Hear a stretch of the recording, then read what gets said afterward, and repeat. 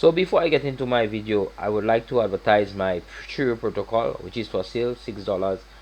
You send me an email or you buy it off the site or whatever.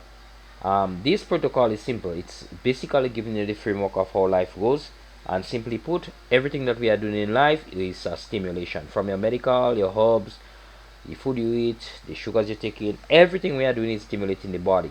Once the body has come to a state where stimulation ceases, the body wants to recreate or enhance the cells, the tissues, the organs. And how it does that? It is now starting to demand from your amino acids, fatty acids, essential trace, and other minerals. That is what you have to understand for this protocol. So you don't have to buy the protocol. This is the protocol. Of course, this is based upon Moses' rule. Consume that which is your source of glucose in the day when you are active. Consume that which is your source of amino acids, fatty acids, trace and vital minerals or vitamins and other minerals in the evening when you are in the state going to rest. In the evening means if you're eating meat anytime in the evening, 2-3 hours, 4 hours before you go into your bed. So let's get into the broadcast. So if you were following me in the first 4 parts of this series, you would have noticed that I was speaking a lot about plants. Plants and animals. These are the only two things that exist from our side of eating. You of course heard me mention that you could also eat some rubber, and we have been consuming plastics. But at the end of the day, by and large, it's just still plant and animals we generally eat. The other things, I mean, we have to eat them sometimes because we put them in our pots and pans and they get to become part of the food. But nevertheless, you have an acidic stomach for the animal's digestion or the meat digestion. The fatty acids, the amino acids and minerals, they get released from our animals or our food source of animals because of this acidification process, which runs 2 to 3, 4 hours. If you have good stomach acid, maybe less. The plants, they are targeting here. So even though you eat a plant that is full of good protein, as they would say, it does not stay long enough to become denatured, to become, well wet into the acid. So it runs here and you lose that power. What Moses is saying, ultimately, if you eat these two things together, which they were doing in Egypt, because they were telling them, oh, we had our fish and our leeks and our garlic. He is telling them, the Lord says, Exodus chapter 16, that you need to eat your source of glucose, bread, manna, whatever you want to call it, in the day when the mitochondria is active, and you eat your source of meat, fatty acids, amino acids and minerals in the evening when your mitochondria is supposed to be going to sleep and the ribosomes are supposed to become active. So basically, Moses has been telling us this for a very long time. Even though the Bible could be fictional, I am not doubting it, but at least we know for the last 600 years this has been written by somebody, and it's making more sense today than before. So we would have looked at that in the first 3 or 4 parts. Go back and look at it if you are interested in this story. We looked at how things come here. So from plants we get glucose, fructose, they go to the liver sends glucose here, and this is the copper pipe. The copper pipe has a lot of troubles when you have a over consumption of glucose, or maybe not. The copper pipe becomes problematic, stopped up and clogged up when glucose meets protein. So when you go back to what Moses is saying is, do not consume your amino acid source in the day and your plant in the day together, because if you put the animals and the plants together, you are supplying glucose and you are supplying fatty acids, minerals and amino acids all in the same copper pipe, and somehow glucose has this ability to stick to all of them. And of course, amino acids, when it comes together, we call it a protein, and there is the natural process of protein being created once you have glucose. That is the protein called insulin. So that is something that has become more and more clear for us because of what Moses would have taught us. So the separation of concerns, in some people's case, they would say they would even consume little to no glucose from a plant, and they would just eat the meat because that's where the macronutrients, the main nutrients are. That's a different story altogether. What we are looking at here is the separation of your glucose on the copper pipe and the separation of your amino acids, fatty acids and minerals on the copper pipe, because there are two targets. Glucose or plants really and truly is targeting these guys, the mitochondria.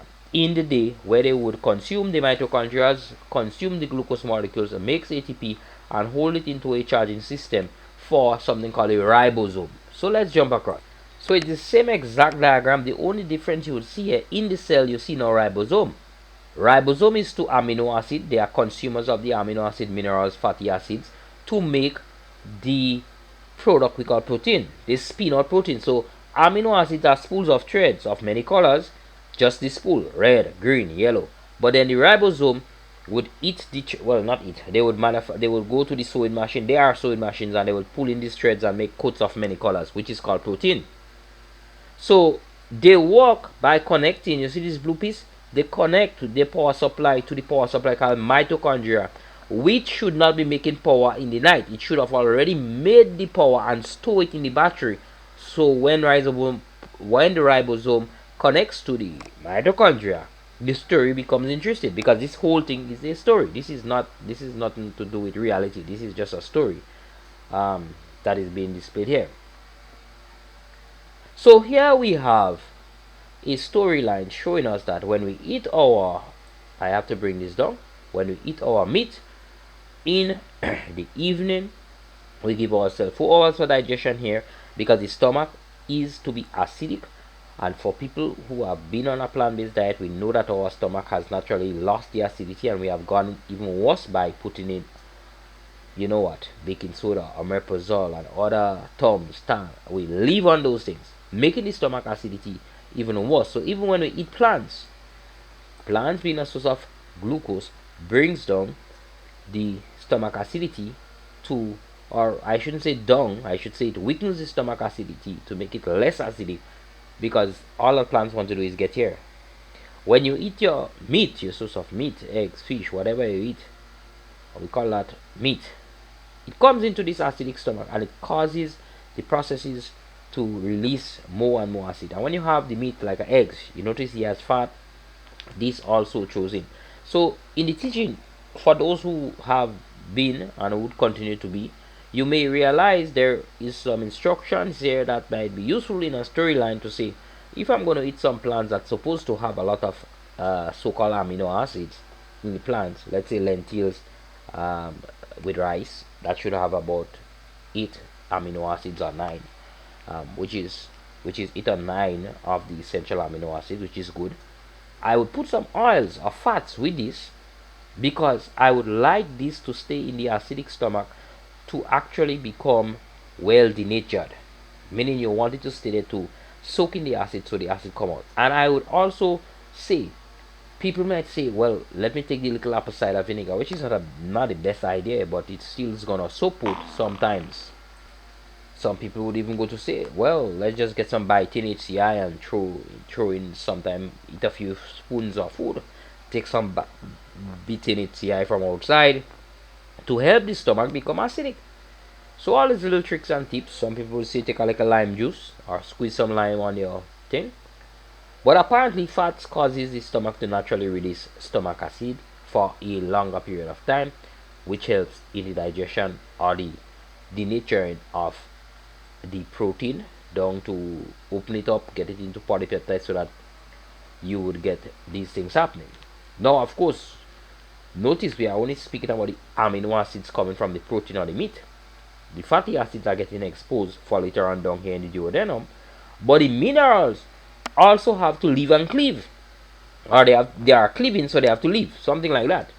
The minerals, they have to leave the meat, because they are cleaving onto the meat in specific ways, that specific factors have to be activated by the same gastric acidity levels, which does not happen very well upon the stomach of a non-acidic person.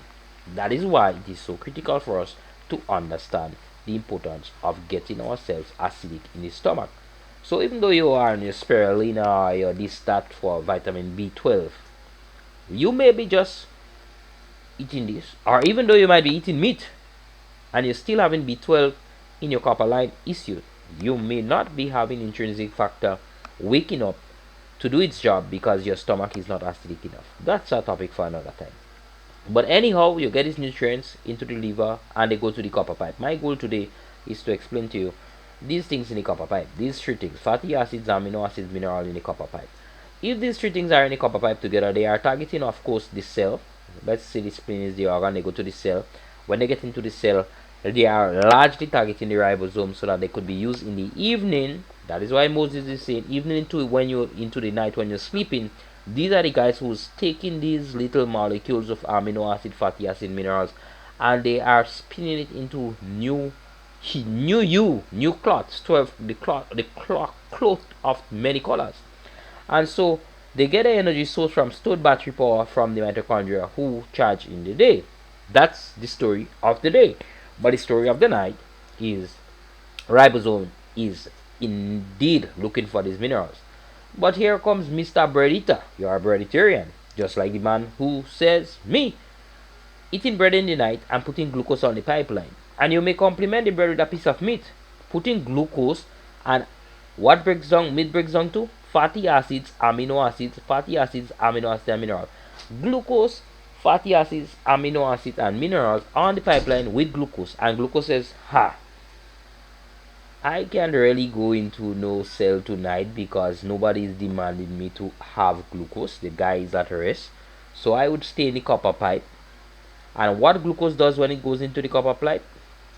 It waits for a ribosome to spin out a protein, put it back into the copper pipe, and glucose say, here comes a free transportation. And it rides it back and changes this protein into some kind of different structure, which is what we are calling in science age process or the glycation process, because we have glucose in the body when protein is being more than likely being manufactured in the night. A lot of protein. Insulin is a type of protein, but notice the insulin is a type of protein. Of course, insulin could get glycated a lot because when you eat your plants are a lot of sugars, and it's so much here in the copper pipe in a day, and insulin is released. Insulin being a protein could also get glycated, meaning the same glucose molecule that insulin is supposed to escort into, let's say it has to escort it to this organ and get it into the cell for the mitochondria. Let me right. So this one, so the insulin and the glucose is in the copper pipe, but because everything is so slow in the copper pipe, because you have confused everything and you have so much of glucose in the copper pipe, the same insulin that came from the pancreas and is in the copper pipe gets glycated by the same guy who is trying to solve. And you speak about people that love you. That is the story of a drop of glucose and a drop of insulin. Here, that is the glycation. And that is the story of people who are throwing their own brothers into a well.